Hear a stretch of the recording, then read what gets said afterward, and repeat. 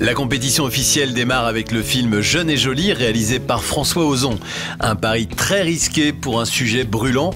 Ce film parle de l'éveil sexuel d'une fille bourgeoise de 17 ans. Et pour interpréter ce rôle, son instinct l'a guidée vers Marine Vact. Encensée par les journalistes, Marine peut croire en sa bonne étoile et François en son flair. Elle fait partie des favorites et risque bien de remporter le prix de la meilleure interprétation féminine. Mais il faudra attendre le 26 mai pour connaître le verdict. Je garde un souvenir plutôt douloureux et difficile de ma propre adolescence. Donc j'avais envie de l'aborder à nouveau, peut-être avec une certaine maturité, une expérience, une distance. Au fond, ça raconte ce que tous les parents vivent au moment de l'adolescence de leurs enfants, au moment où ils vous échappent. La première fois qu'on découvre la sexualité, souvent ça ne se passe pas de manière idéale. Là, elle ne tombe pas sur quelqu'un qui est très doué, a priori. C'est un Allemand, bon, c'est un hasard.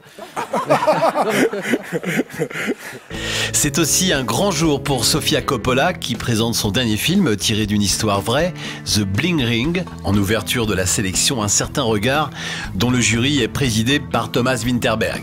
On y retrouve Emma Watson, entourée d'autres très jeunes talents. The whole thing was so fascinating and so contemporary. The story couldn't have happened 10 years ago, and so I thought it was an interesting story for a movie and said so much about our culture today. It wasn't so much almost about the stealing. It wasn't so much about the heist aspect. It was actually more about the fact that they wanted to pretend for 2 hours that they were Paris Hilton, or that they were living that kind of lifestyle for real. Ce soir, une pléiade de stars est au rendez-vous sur les marches du Palais, mais surtout nous y retrouverons l'équipe du film The Bling Ring, ainsi que le jury de la sélection Un certain regard, composé de Zhang Ziyi, Ludivine Sagnier, Hilda Santiago et Enrique González Macho. François Ozon, quant à lui, a accompagné fièrement son équipe jusqu'en haut des marches avant de nous quitter pour la projection officielle devant le jury. On leur souhaite bonne chance.